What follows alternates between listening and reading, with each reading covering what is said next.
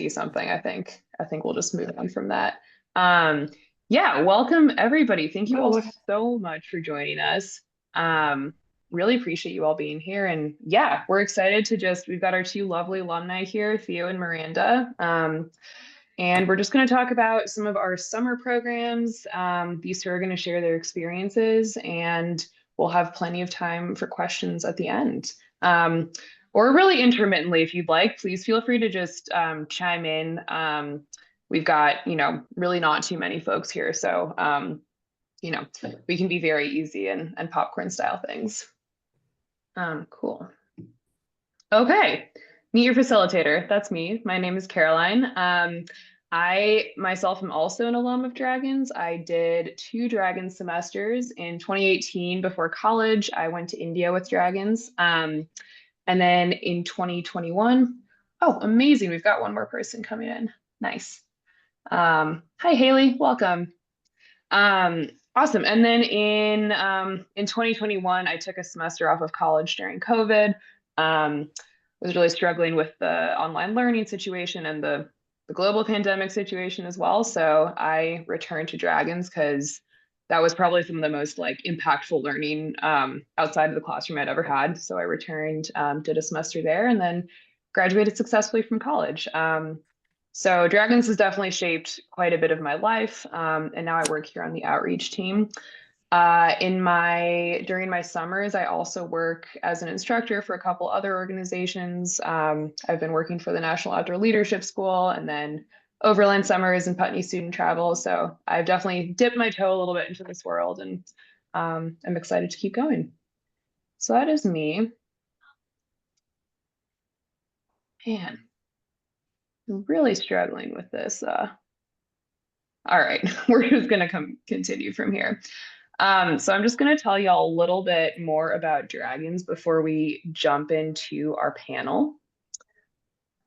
Oh, awesome. We got one more person again. Hi, Chandra. Welcome. So I'm just going to keep talking a little bit more about Dragons, and then we'll jump into our panel and chat with our alums. So a little more about Dragons. Perfect. There we go. We've been around since '93, so over 30 years.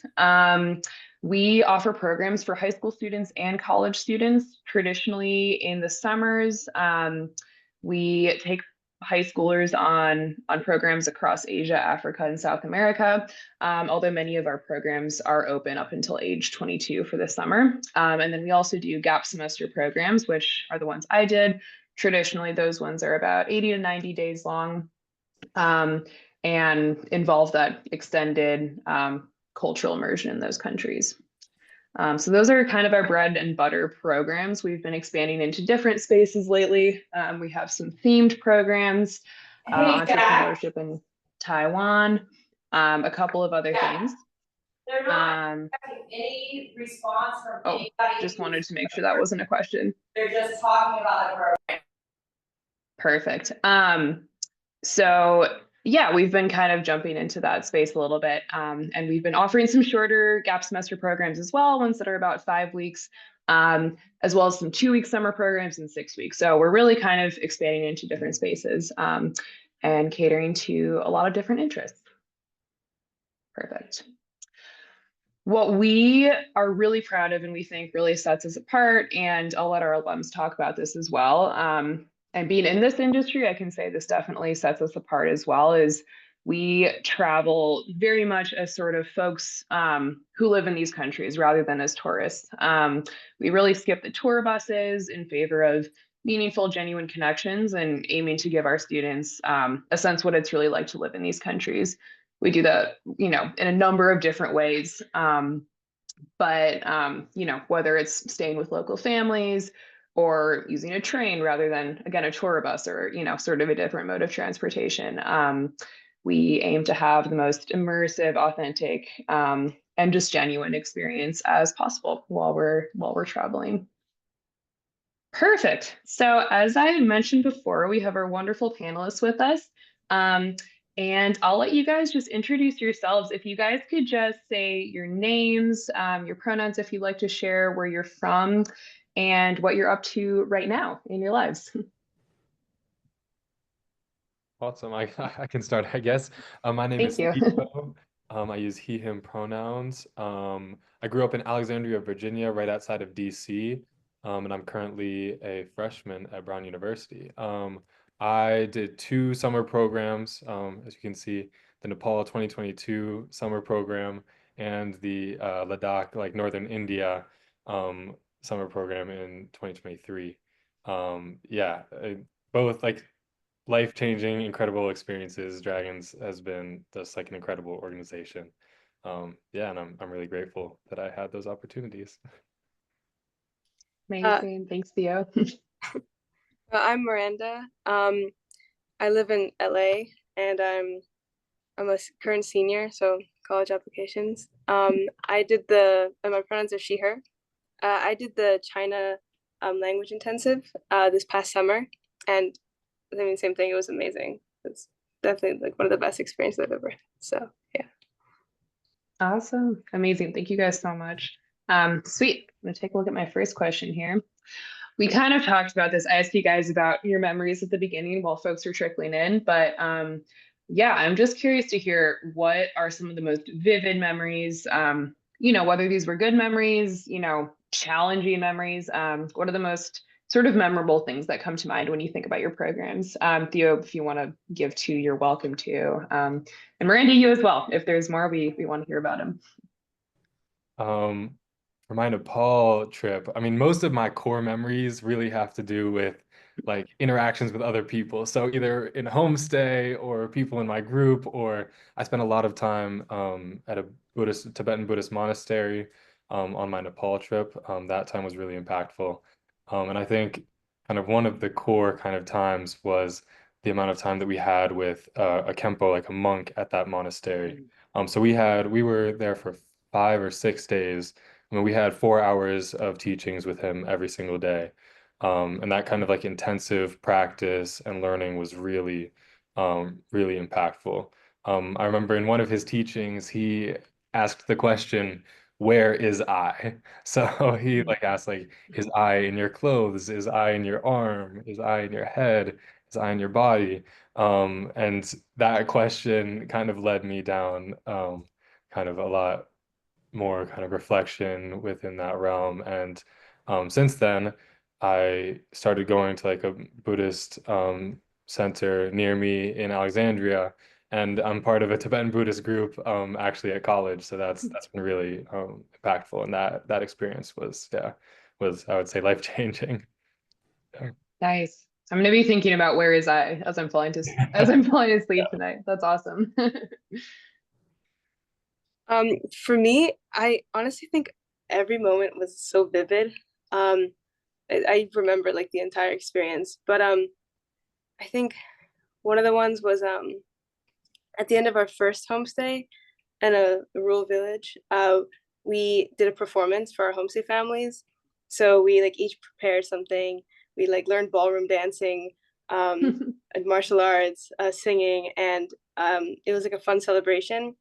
And at the end, there was a fire in the middle, and we were holding hands, and they taught us like a traditional nashi dance, and we're singing a song um, in their language. I did not understand anything, but it was so amazing to be able to connect with people I never like thought I would be able to connect with. I didn't speak their language, but it was just so heartwarming to know that. So I think that was definitely one of the most vivid ones.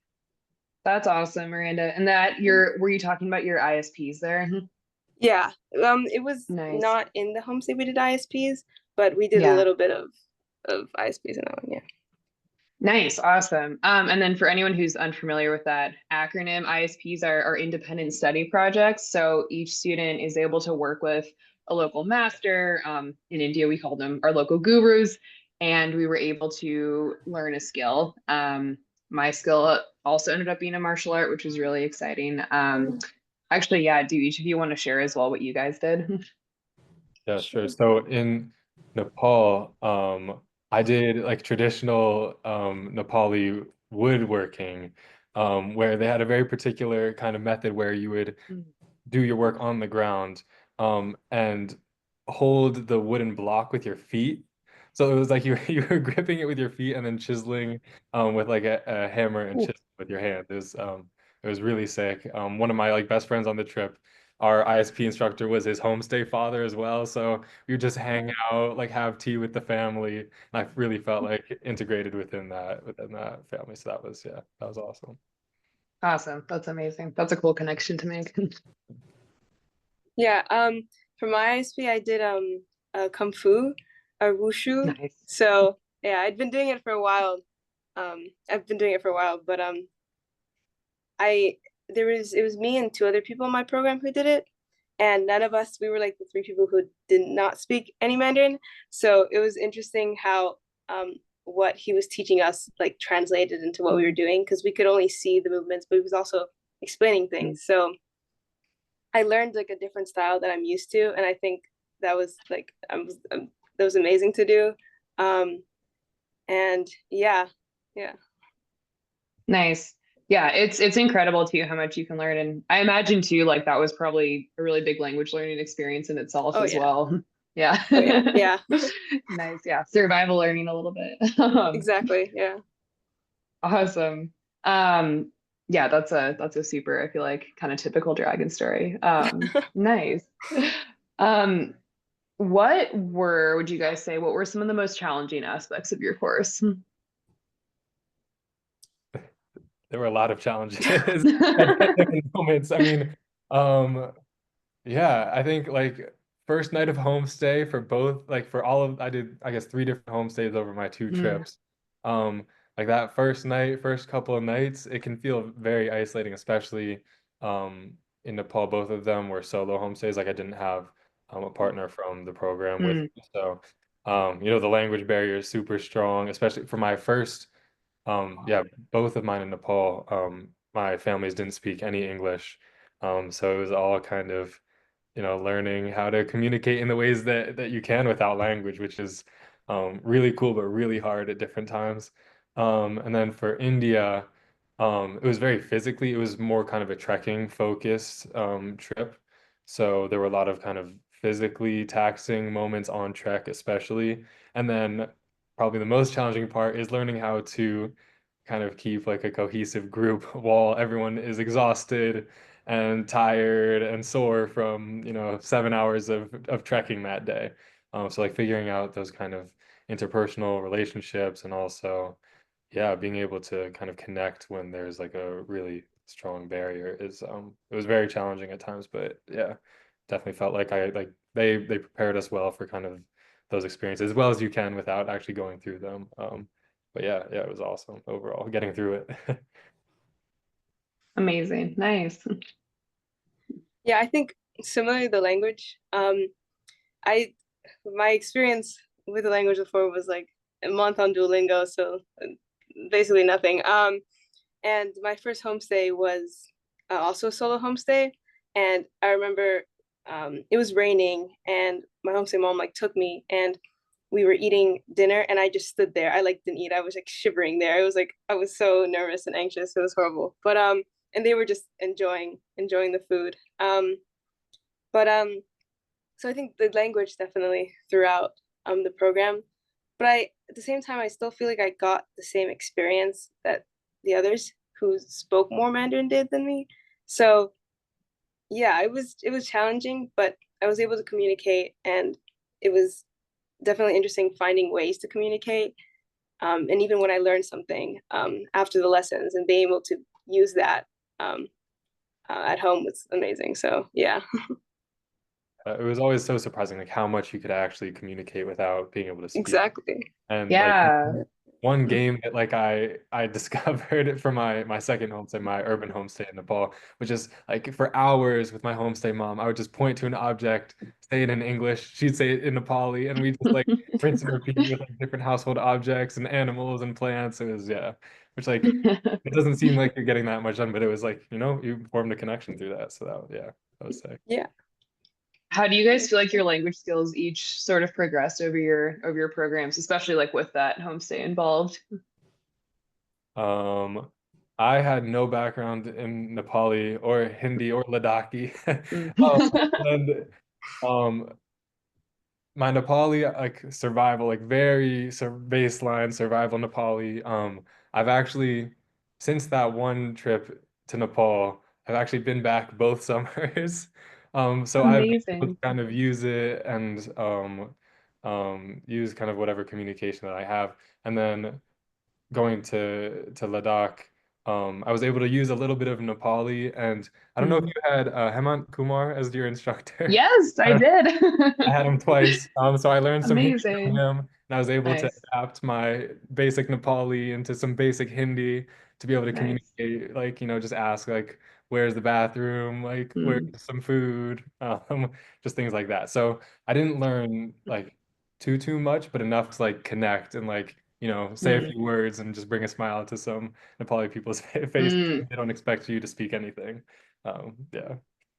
Nice. Yeah, it doesn't take too much. A little goes a really, really long way for sure. Yeah. Yeah. Awesome. For me, I mean, it was like a language intensive, so I was Mm. like taking a lot of classes and I learned a lot through that. Um, but yeah, I mean, even just like speaking, at least trying to speak with my homestay family, or um, like even like people on the street, like when we had like a scavenger hunt and we were like trying to find things, we would like ask people, and like there's only one person who knew how to speak. We all had to do it. So Mm. I think, I mean, it was still, besides the language, I was still able to learn, besides like the language learning Mm. classes, I was still able to learn so much by just like being, you know. So yeah. Yeah, yeah, that's awesome to hear. Yeah, I mean, I think that's where the value of like that total immersion lies for sure. Oh yeah. Yeah. Yeah, yeah, it's kind of sink or swim, but in like at least in my experience, in like a really joyful and fun way at the same Yeah. time. Yeah, and you learn a ton. I'm curious too, you guys both brought up your homestay and the like challenges that come with that, which, are super real. I'm curious too about like the back end of your homestay, like how things kind of ended up and how you saw it fitting into your course and what you took away from it as well, especially if you get through that first initial sort of really super awkward first night. Yeah. Yeah, like the relationships that you form with your homestay families at times can be really, really meaningful. I think like retrospectively, the hardest homestay that I had, which was my urban homestay in Nepal, Mm, where like they didn't have the family that I was staying with, they didn't have any kids, they didn't speak any English, and they were part of like uh, a very specific religious sect that was pretty different mm, from kind of what I'd experienced before. So like seeing their practices and kind of experiencing that with them was like very disconcerting. I was pretty like physically far away from the rest of my group mates, so there were a lot of things that were super challenging. But I like formed a really close relationship with my homestay mom by the end of my time there, and just doing the small things with her, cooking and, playing that game and kind of spending as much time doing like little things. Yeah, it really built a really incredible bond. And I was able to visit her again this summer, which was, yeah, it was really meaningful to see her and be able to like give her a big hug, even though like again I couldn't really communicate that well. Like this time I had my phone, so I was able to Google Translate a few things, but there was still a lot that couldn't be said with words. But yeah, a hug usually goes a pretty long way. So yeah, that relationship is really special to me. Yeah. For my first homestay, um, I think I was the only family. I was the only family that didn't have any like grandparents. So it was just mom, dad, and I had like a younger sister, and they like worked like the entire time. So the mom would leave in the morning early, and then I wouldn't really see her throughout the day. And the dad was working on the house, so I would hang out a lot with like the sister. Um, and it was so interesting to me, I guess, seeing the different like families and how they interacted, because some people just had grandparents, and people just but I formed like a really close bond with my homestay sister. We got to talk like a lot because I was with her most of the time. She showed me like everything. I learned like so many games that I'm teaching people here. So that was really special. And the second homestay, I had a I had a homestay mom, and and a sister like my age, but I mostly spent time with the mom. And um, again, I didn't speak Mandarin, but we had a lot of like deep conversations and really like trusted in each other, and was like it was really comforting to know that like I had someone there. And I think and we she gave me like her number and told me like to come back, and so when I go back I'm gonna see her. So I think it was really comforting to know like how close um the homestay your homestay family is to you. Nice. That's awesome. Yeah. Yeah. I think the homestay is one of those things that our students are the most nervous about and then end up being like, maybe the most meaningful Yeah. sort of part of that trip, and having that relationship outside of your group too, where, you feel like you were sort of your own person too in this trip rather than, just part of a group, but also having that community. It's yeah, I think it's really awesome for sure. Um, I'm curious to hear too about your guys' instructors and what your experience of like, we have I think we're super unique. We have a really small ratio. We have 12 students and 3 instructors, 12 students at most. So we've got really super, kind of like a really good support system for our students. Our instructors are um, incredible people who have spent, who have either been born and raised in the places we travel or who have spent years and years in these places and are locally and culturally fluent, and linguistically fluent often as well. Yeah, so I'm curious to see or just to hear how your guys' instructors supported you. And Theo, you were telling a funny story too about like some interesting challenges your instructors gave you. Yeah, so curious to hear about that. Yeah, my instructors, I've did 2 trips, 5 instructors total because one of them, Hema, who is, I mean, you can attest, one of the most incredible people you'll you'll ever meet. I had him twice, and my relationship with Hema, um, is just yeah incredible. He with one of my best friend from the trip, Frankie, in Nepal, became like a really kind of close like group, especially when it came to like religious practices. So he grew up with studying under his like his guru, his teacher, with like very traditional yogic practices. And coming from a Hindu background, we just learned so much about kind of Hindu religion and philosophy and culture. And also he's very well versed in kind of Buddhist philosophy and practices. So like that was really impactful. So the 3 of us were in Nepal together. And then the 3 of us also did Ladakh together.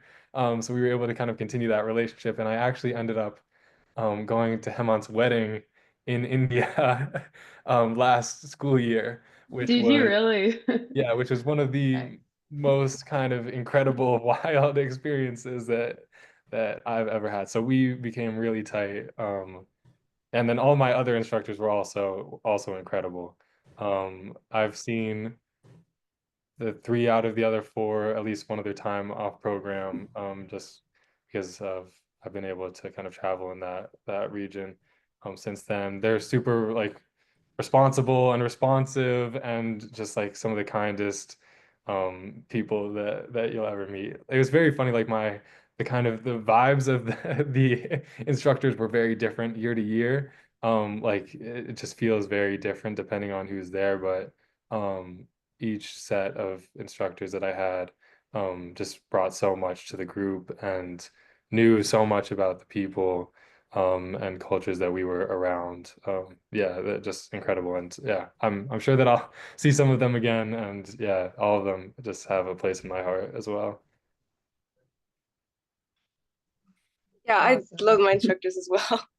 um I had 3 instructors, and we honestly like we were so close as a group, like all of us. We That was like the one thing we promised to do. We were like Mm. we were gonna like no, we were like best friends. We still talk to this day. And so we played a lot of games with our instructors, and we were like always together with them when we were as a group. And um 2 of them were born in China, and one of them, his name is Yi. He worked in education, and he was talking to us about his experience in the education system, and he worked in trying to make changes with youth. And I thought that was really interesting because in my homestay, um, one of my homestays, my homestay sister was always like working. She was always doing schoolwork. Mm. And so he talked to me a lot about that and about his experience. And I just found it like really interesting. Um, yeah, I mean, even though like they were our instructors and we were like the students, there was still like there was still such a close bond Mm. with all of us. We played like Egyptian rat slap, so many card games together. We played like Jianzi with like the thing you would kick in the air. And even in our hike, a few of us got lost, and it was me and another another um, another student in our program, and then one of our instructors, and we were like waiting for everybody, and we just like talked about like life. We just talked about like why we wanted to go on this trip, why was it so meaningful, how we felt hiking through the mountains, and like what we wanted, and it was just it was amazing to know that like they were also people too, basically. So yeah. Yeah. I mean, building off that, I feel like Dragons attracts like just a super cool, like reflective, kind of kind, Oh yeah. thoughtful group of students and instructors. Like everyone that I've met. I mean, living with people for a month, it can be complicated. There can be conflict at different times. Like I had my fair share on different courses. But overall, like just the most kind of thoughtful, yeah, like well-intentioned people that I've met. Is yeah, it's really an incredible mix of people. Nice. That's so awesome to hear always. And I mean, and I think that's such a, kind of a uniform experience across the board. People have awesome instructors. I mean, I can also share, some of my instructors have become like my lifelong mentors. I'm currently working with one on the outreach team, which is really exciting, with Maddie, who's my former instructor. Another instructor of mine has become my lifelong mentor, and I call her before I make every big life decision. So yeah, I mean, I'm really proud of the people we hire. I think we hire some incredible educators. And Miranda, even just like that story about, getting lost and then like still having this really deep conversation. I mean, my instructors were wonderful with that also. Like, traveling in the way that we do brings up, a lot of unpredictability and just like a myriad of different situations. And you will have an incredibly like educational, informative, just deep experience no matter what's happening. Even if you're lost on a hike, you'll have like an awesome conversation and also get found again, which is great. Yeah. Yeah. Exactly. Or No. I assume you guys figured it out. Well, no, I'm still there actually. Well, Yeah. I it wish. happens. Right? Yeah. All right, you guys, I have my last question before we'll do questions from the audience. But yeah, how has dragons influenced your current life? Which is a loaded question for sure, but if there's anything that comes up, would love to hear about it. There's so much. Like Oh yeah. it's like impossible to even start. I genuinely talk about my life in like a pre-Nepal, post-Nepal like era. Like it's absolutely kind of incredible. I mean, when I came back on my trip, just with the conversations I was having with my group mates and my instructors, like a lot of stuff from home came up, like a lot of reflection on kind of my home relationships and how I was living my life. And when I came back home, I went through like a very kind of unsettled period where I kind of had to like regroup and figure out how I was gonna live at home and like continue the relationships that I reflected on after this kind of huge life-changing experience that people at home couldn't really fully understand, you know? Um, so that like I mean like everything changed, I think. Eventually I kind of rediscovered like Buddhist practice and went to that center near me. That's been like a really kind of cool and meaningful kind of through line in my time after. My relationships with Hemant and Frankie are huge, and some of the other people on my trip actually um, this was insane. Just like I was walking from a dining hall. This was like 2 weeks ago, and there was a tour of like people visiting my college, and there was like a girl in the group, and she like pointed over at me and was like, "I know that guy." She ran up, and it was one of my group mates from one of my programs, or from Nepal. 2 years ago who I had almost no contact with for the past year and a half, who just recognized me. And it was just, yeah, like lifelong friendships, lifelong connections. Um, yeah, and like a lot of reflecting and personal growth that I can't even start to explain how it's impacted my life. But yeah, everything. Yeah, I mean, Awesome. same thing. Yeah, definitely the same thing.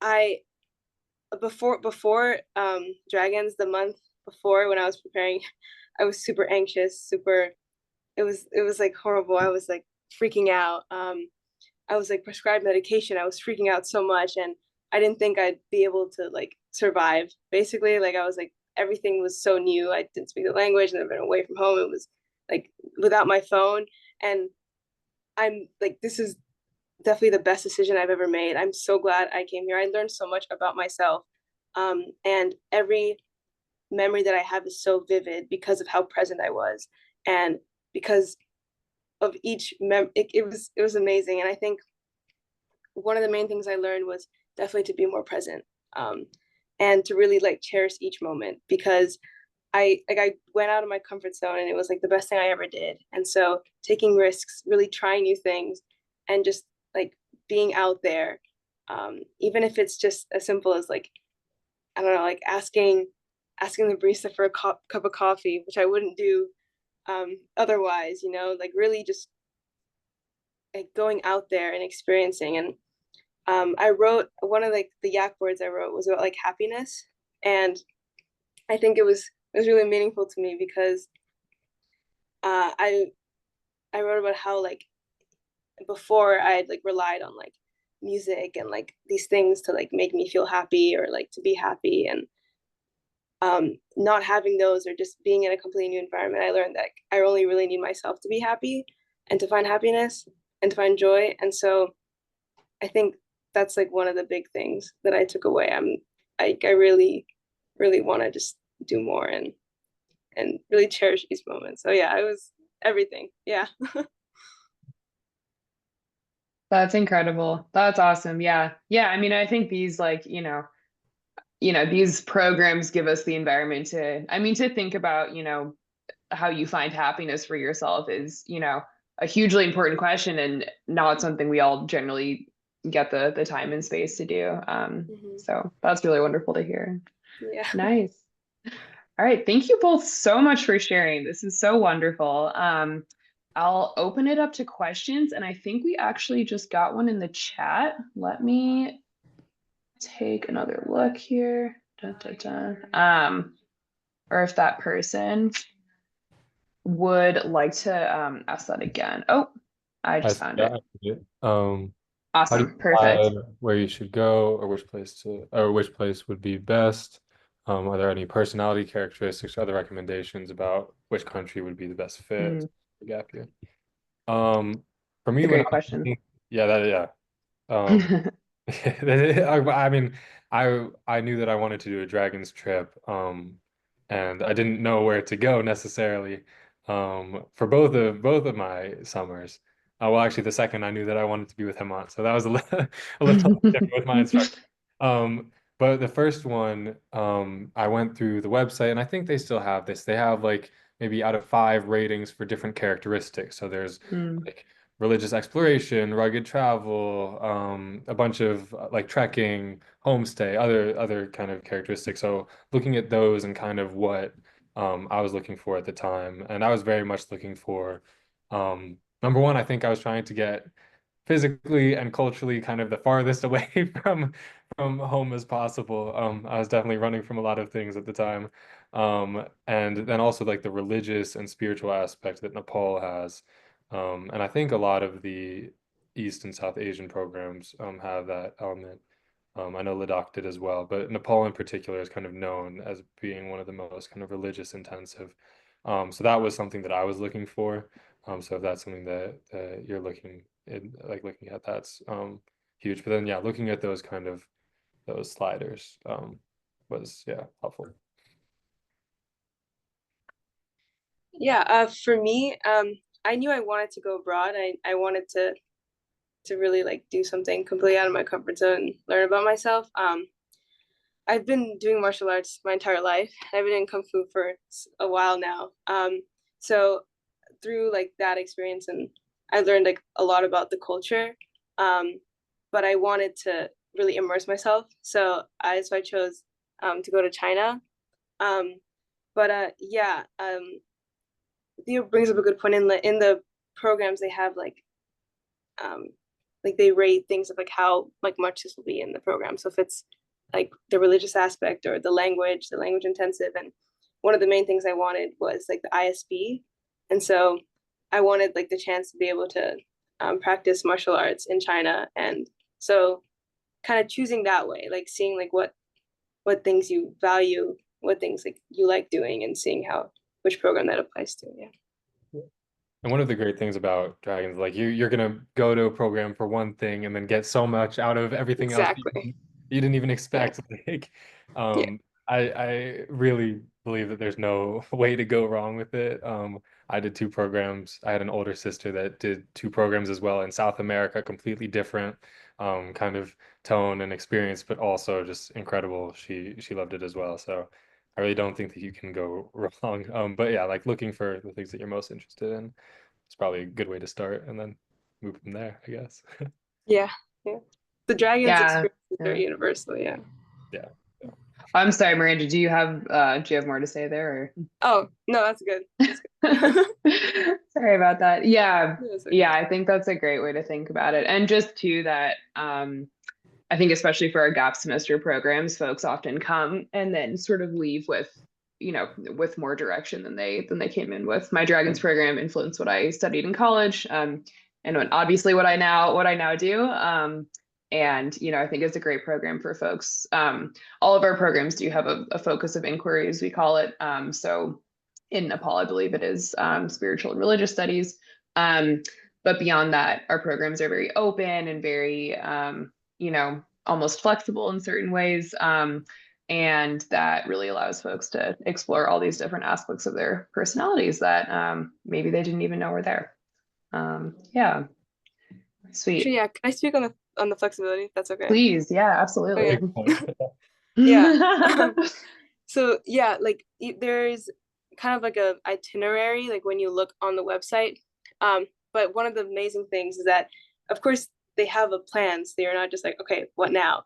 But there was so much freedom in oh, there's this festival over here. Oh, like let's go explore here. And that was like one of the best things. Like I know half of our group stayed in one of our homestays because they were sick and couldn't go on the hike. So we did a different hike um, that we weren't supposed to do, but it was still amazing. And we did like scavenger hunts places, and I think the flexibility is definitely um, one of the best parts, because I wasn't like, because here a lot of things are very like structured. I'm like, okay, I have this here, and then I have this class and this class. But to be able to just enjoy the time and the experience and the culture was amazing. So yeah.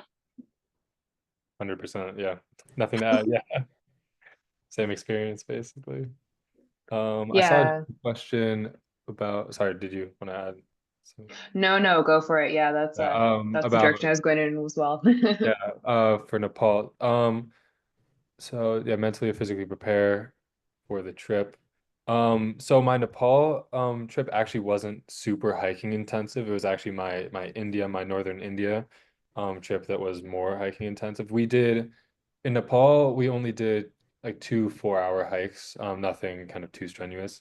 But in Ladakh, northern India, we did two treks. One was shorter, a 3-day trek, and the other was like a 5-day trek. And the second trek was a lot harder than the first one. And they kind of did the first trek as a build up to the second to like make sure that everyone was kind of comfortable with certain kind of aspects of it, just like the physical intensity, and also it was pretty mentally taxing at times. I got some form of waterborne illness on my first trek. So that was a really rough day of hiking and a really rough night. But able to get through it. And then to anything before the trip, all the hikes are meant to be and are anyone's able to do them, just like any, like if you're just like any basic level of fitness. And the instructors do a lot to make sure that it's accessible for all the people on the trip. Like we go at a pretty manageable pace, and like split up into different groups if that's necessary. So people get there at different times. And like it's yeah, we do they did a lot to kind of make sure that everything was, accessible for everyone. And I think like for the mental aspect, I don't know. I hadn't really done any long trekking before, so I didn't really have any ways to mentally prepare, and I'm not sure that there is a way that I could have prepared. Um, but yeah, they on trek, the instructors did a lot to make sure that everyone could manage. Yeah, I mean, I think I'll just say to our instructors, like, I think yet another thing that really sets them apart is just like striking a really fantastic balance between pushing folks to the edge of their comfort zone and not pushing over it.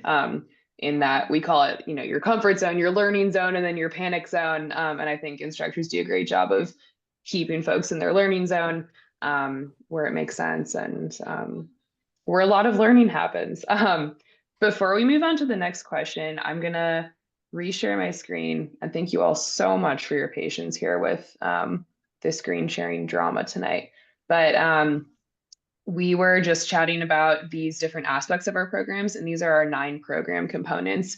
So all of our programs will include some combination of these, some more than others. Theo's trip in North India included a lot of trekking, some barely included all, etc. But all programs will have some amount of these. So we have rugged travel homestays, language studies, social and environmental justice, learning service. I'll touch on this briefly. This sort of, and I'd love to hear from the two of you guys as well. This sort of refers to the idea that we do incorporate service into our programs, but in a very intentional way and as responsibly as possible. And we understand that the learning has to happen before the service rather than maybe learning while we're doing service, which maybe ends up being at the community's expense, the communities we're staying in.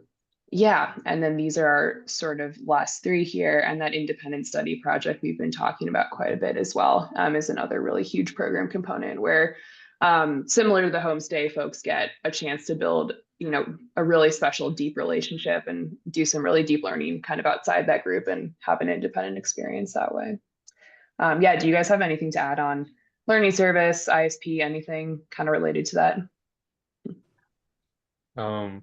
Yeah, I guess for learning service, like kind of the main thing is just like coming at it from a very like humble and mindful perspective. And like, I don't know, I've had friends that have done other programs and like with a service component or like a service focus. And when I hear them talk about it, it feels very like holier than thou. Like I'm coming in and like helping these like, poor people, and like Dragons does not have that tone at all. Like from like before we started, like as you said, like it was always the understanding that we were going to learn probably more than we were going to give back to the community in the work we did with them.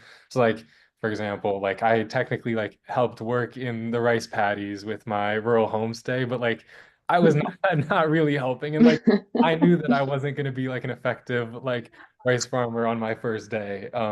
Like it was great to be there And and that's okay. right anyway, and like that's okay. Like to be a part of that community. But just like be really humble and like gracious with our hosts as we kind of try to do whatever work we're doing with them.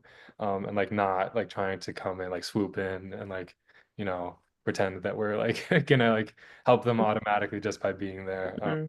I think, yeah, just like understanding that there's an exchange going on and it's not just like us helping them or even just them helping us. Like it's really a give and take.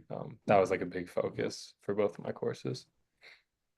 Yeah, that's a huge focus just in general, both with our service and just, we have extremely deep relationships with the communities we've been in. We've cultivated these over, decades. Many of them are personal relationships our instructors have, and we do our very, very best to make sure that they're like fully reciprocal relationships and not, and don't, kind of tend towards exploitation, which can happen despite best intentions. So we're really proud of that and proud to have such a wonderful community of partners as well. Yeah, like if I could add on, Yeah. before homestays, like we'll have like debriefs and kind of like do's and don'ts and cultural things. And also like I guess for me, like I they were saying like be like ask like, oh, like what can I do to help? I mean, they're still like they're doing their you're still living with them. And I know like my homestay sister in the rural village would like help clean the dishes, so I would like clean them with her as part of like being part of the family. And so things like that I think build like more connection, but not, I guess, to what like Theo was saying. Yeah. Yeah, definitely. Yeah, yeah. And it's that those like small moments are where the connection happens for sure. Yeah. Nice. Do we have any more questions from folks? Feel free to write in the chat, unmute yourself, whatever sounds best.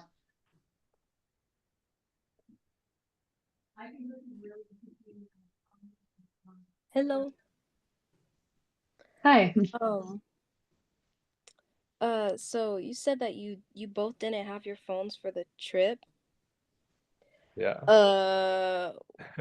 Like why? It's just how Dragon does it. I don't know. I mean, like it was incredible, honestly. Yeah. Like being Oh, able yeah. to unplug and like just connect with people, like the conversations that you'd have and the games that you'll play when you don't have your phones, like for a month. Like you get really bored sometimes and you start talking about some crazy stuff from back home and like about what's going on and like just crazy like big picture questions and yeah, it was like hard to like disconnect and like be fully removed from like friends and family. But I mean, I think like it really wouldn't be possible without that aspect, at least from my perspective. I think that's honestly my one of my favorite excuse me, my favorite parts of Dragons. I think I didn't miss my phone at all, to be so honest. I was the most concerned about that. But I didn't miss it at all. I think one of the reasons why I have such vivid memories and even like the feeling I had in certain memories, I think the reason is very much because I didn't have my phone and how present I was.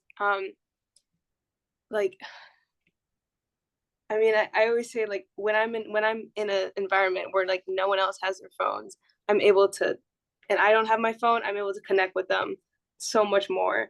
Um, and even on the hike, like I'm usually constantly listening to music. I can't like survive without music, but I was in complete silence and listening to like the sounds of nature or talking with the other people on my program or even with my instructors was so rewarding. And that definitely like one of the best aspects. I didn't miss it at all. Even when we were like doing like mid check-ins, um, I didn't want my phone back. I really didn't. It was gonna ruin it. So yeah. Okay, Yeah, so I feel like, oh, sorry, Aaliyah, please go ahead. oh no, so like you there was like in a container or something, you said you didn't want your phone, but you still brought it with you. Yeah, so I had it like on the flight, and when I landed, I would like tell my parents like, okay, I'm here. And they updated my parents like through the app board and through emails, but my parents kind of wanted that. So when I landed and I met with my instructors there, then they would take our phones away. And so yeah, so we would do maybe like a mid program check-in.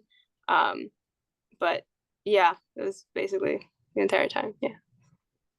Yeah, they just like, I mean, basically confiscated our phones, but like that's like it was part of the Mm-hmm. expectations. Like they'll tell you about it beforehand. Mm-hmm. And like I didn't get my phone back at any point on either of my programs and like like you stop to miss it like stop missing it pretty quickly and like when you do get it back like the things like music like I feel like I appreciated it so much more like on that flight home like just like listening to some of my favorite songs again or like the few moments when like we had like a couple like birthday parties or like just dance parties where we like play music and like everyone being able to share a couple songs that they liked from home like it was really bonding and it just made it that much more special. So I feel like yeah, in not having it, it really allowed for like a lot more and like different types of connection. Yeah, actually, we had two people in our group brought like MP3 players, kind of. Me and some and another kid in my group and I only downloaded Leve songs, and he only downloaded Stick Season by I forgot his name. So it was just Leve and Stick Season, and we would like sing it to like the top of our lungs, like anywhere, and it was just that, and it was just amazing. So yeah.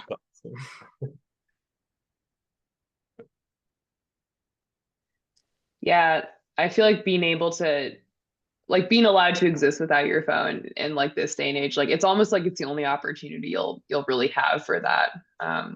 Yeah, great for that reason for sure. Aaliyah, did you have anything more to add there? I'm so sorry if I cut you off again. Oh no, you're good. You didn't. You're good. Thank you. Thank you. Of course. Yeah, thanks for your question. Great. I think we have time for one more question and then I will be available too. I'll put my contact info up and I'll be available via email, as well our whole team if anybody has any more questions. There's another one in the chat if you might Oh, best like perfect. talk on that as well. Yeah, please. Absolutely. Yeah, so it's asking about like a 3-month gap year or 5 weeks. Yeah, so I don't know if you Oh, your let's see. admin Oh, overlooking perspective. there we go. Awesome. Yeah, sorry about that. I was just pulling up the chat there. Awesome. How do the experiences differ from a 3-month gap year program versus 5 weeks? Any philosophical differences or goals of these two experiences? That's a great question. I think, yeah, frankly, I think, 3 months can feel long for people. And we still want them to have the experience of traveling for an extended period of time, even, and maybe they can't go in the summer. Maybe it's during their gap semester. They want to spend their gap year doing other things. Um, I would say our philosophy really remains the same. The reason I chose my gap semesters was, it was during the time in my life that it made sense. And I was interested in like, really sort of like sinking my roots down into a place while I kind of had that time. Um, and I did other things in high school during the summer and wanted to just really take advantage of the time I had before college. But our philosophical differences or, our philosophy on everything really remains the same across all of our programs. All of our programs have a couple of different phases. They begin with an introduction, orientation, and with a transference phase. We have a middle of the course, a mid-course phase. And we go, another really interesting one is an exploration phase or expedition phase where our students become sort of in charge of our itinerary, which is really awesome. And we go through those stages no matter the length of the course. So the course will be its full completed sort of container no matter what. But I will say definitely having been on a gap semester, I got a really, really super deep sort of experience and got really close with my host family, as I think folks do in all of our programs, but just by pure ability to spend a lot of time with them. Yeah, I'm always really happy to talk about the gap year option in general. So please do reach out with any more questions about that. Nice.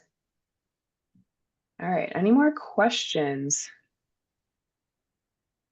Sweet. I have a question. Sure. And if folks need to hop off, no worries there. Sorry. No How problem. do you deal with like homesickness and anxiety being abroad? Because I feel like it's going to be a scary experience for me personally because I've never really been abroad. So you got any advice or anything? It's a great question. Do either of you guys want to hop on that one first? Yeah, like it was really scary at first. Just like, going to a completely new place, like really far away from my family.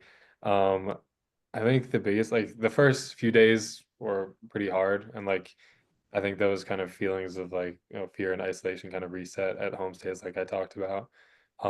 But I think the biggest thing is just like the connections that you make with other people on the trip, because like everyone's going to be feeling it to certain degrees, and at different times as well.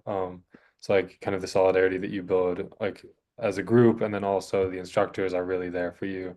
I feel like everyone like will gravitate I mean, some people gravitate to all the instructors, but often people kind of gravitate more to one instructor, two instructors, as like the people that they can really lean on and kind of have those conversations with. And like they're really there to support you. And like it is going to be like really hard at times. And I think especially towards the beginning for most people, and also towards the end, when you're kind of figuring out how you're gonna go back home. But like really leaning on your group mates and your instructors, I think is kind of like the best that you can do, at least from my experience. Yeah. Uh, yeah, I mean, for me, the flight to New York for the group flight, I cried the entire time. It's the first time I've been away. I've been away from my parents. First I've been abroad. And as like diagnosed with like anxiety and ADHD, I didn't think I really would be able to really enjoy my experience. But the thing about dragons is the people and the connections really is like the strongest thing. A lot of other people are definitely also feeling homesick, and to build that connection off the bat, which is like what we did, I guess, as a group, to really like share and be vulnerable was definitely one of the strongest aspects. And one of the reasons why we were able to enjoy as much as we got to enjoy. So I think definitely really like confiding in everyone else and building that strong community with your group is really important. So yeah.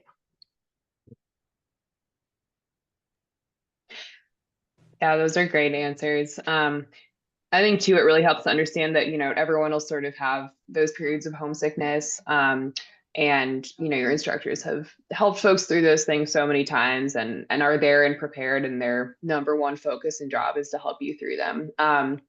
Something that's also interesting too is we've noticed there's what we call like a course life cycle.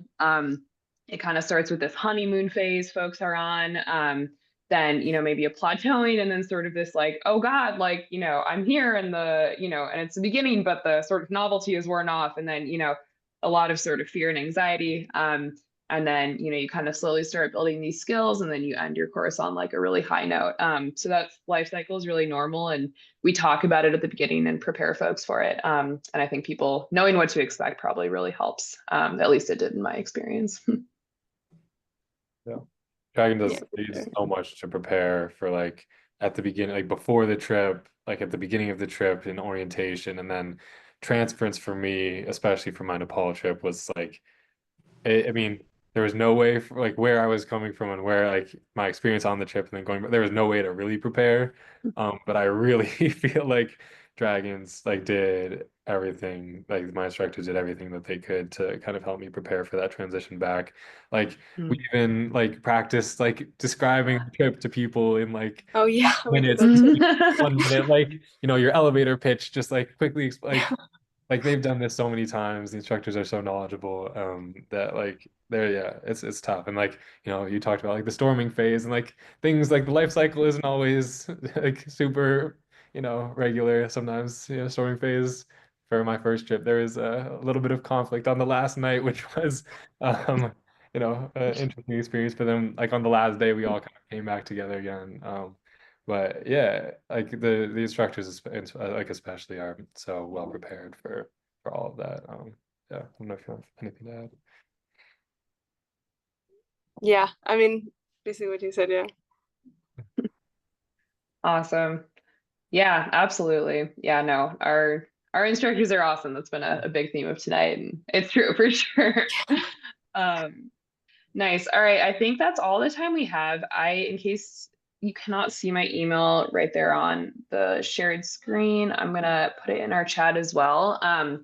You all are welcome to email anytime. Please do reach out, call, get in touch. One little plug, our early bird discount is ending on December 1st. So if you all are in the process and excited to sign up for a course, now is a great time to get $500 off your program.